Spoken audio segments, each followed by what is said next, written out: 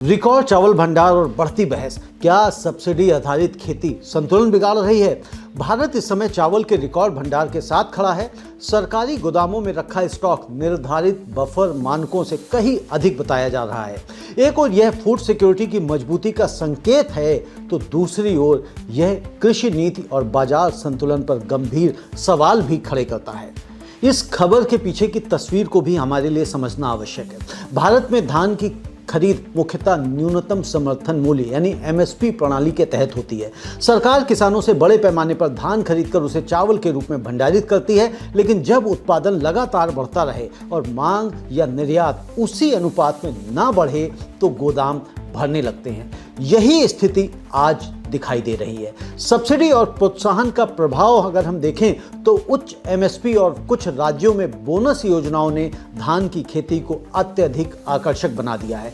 किसानों के लिए यह एक सुरक्षित फसल बन गई है क्योंकि सरकारी खरीद की गारंटी है, लेकिन इसके परिणाम स्वरूप कई क्षेत्रों में फसल डाइवर्सिफिकेशन धीमा पड़ गया है। दालें, तिलहन और मोटे अनाज जैसे विकल्प पीछे छूट गए हैं। जमीनी स्तर पर भी तनाव देखने को मिल रहा है। ओडिशा में खरीद में देरी को लेकर किसानों ने विरोध जताया। जब सरकारी खरीद समय पर नहीं होती तो किसानों की नकदी चक्र प्रभावित होता है। वहीं केरला में राज्य बोनस योजनाओं को लेकर राजनीतिक बहस तेज हुई है। यह दिखाता है कि धान केवल कृषि का मुद्दा नहीं बल्कि राजनीतिक और वित्तीय प्रश्न भी बन चुका है। यह खबर आखिर महत्वपूर्ण क्यों है? पहला, रिकॉर्ड स्टॉक का मतलब है सरकारी भंडारण और रख रखाव पर भारी खर्च। दूसरा, यदि सरप्लस लंबे समय तक बना रहे तो निर्यात के लिए आक्रामक रणनीति अपनानी पड़ सकती है जो वैश्विक कीमतों को प्रभावित कर सकती है।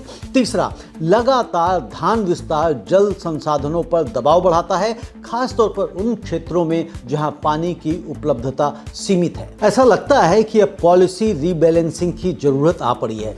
विशेषज्ञों और केंद्र सरकार के स्तर पर यह चर्चा तेज हो रही है कि क्या अब नीति में रिकैलिब्रेशन का समय आ गया है, यानी किसान समर्थन बना रहे लेकिन फसल पैटर्न अधिक संतुलित और टिकाऊ हो। दालों और मोटे अनाज जैसे मिलेट्स को बढ़ावा देना केवल एक पोषण का नहीं बल्कि आयात निर्भरता कम करने और पर्यावरण संतुलन का भी प्रश्न है। अब हमें यह भी देखना चाहिए कि इस खबर के मायने क्या हैं। यह बहस हमें तीन बड़े सवालों की ओर ले जाती है। क्या फूड सिक्योरिटी के नाम पर हम बाजार संतुलन खो रहे हैं? क्या एमएसपी आधारित मॉडल को क्षेत्रीय डाइवर्सिफिकेशन के अनुसार ढालने की जरूरत है?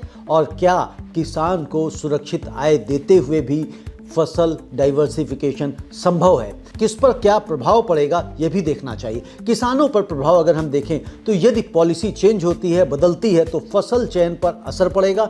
लंबे समय में डाइवर्सिफिकेशन आय को स्थिर बना सकता है, लेकिन अल्पकाल में अनिश्चितता संभव है। सरकार पर इसका क्या प्रभाव? तो भंडारण लागत, सब्सिडी और खरीद प्रणाली राजकोषीय दबाव बढ़ा सकती है। संतुलन बनाना यहां पर आवश्यक होगा। कंज्यूमर्स पर क्या इंपैक्ट है? तो सरप्लस स्टॉक शॉर्ट टर्म में कीमत स्थिर रख सकता है, लेकिन दीर्घ काल में यानी कि लंबे समय में संसाधनों का असंतुलन अन्य खाद्य पदार्थों की कीमत पर असर डाल सकता है। दोस्तों, जब हम थाली में परोसा गया चावल देखते हैं तो वह केवल एक अनाज नहीं होता, वह सरकारी नीति, किसान की मेहनत और बाजार की संरचना का परिणाम होता है। एक किसान के लिए धान की खेती सुरक्षा और स्थिरता का प्रतीक है, लेकिन यदि वही मॉडल लॉन्ग टर्म में असंतुलन पैदा करे तो समाधान भी सोच समझकर ही निकालना होगा। अब इसकी हम बड़ी तस्वीर भी देख लेते हैं। भारत फूड सिक्योरिटी के मामले में मजबूत स्थिति में है, लेकिन अब चैलेंज केवल अधिक उत्पादन की नहीं बल्कि संतुलित और टिकाऊ उत्पादन का है। रिकॉर्ड चावल भंडार एक उपलब्धि भी है और एक चेतावनी भी है।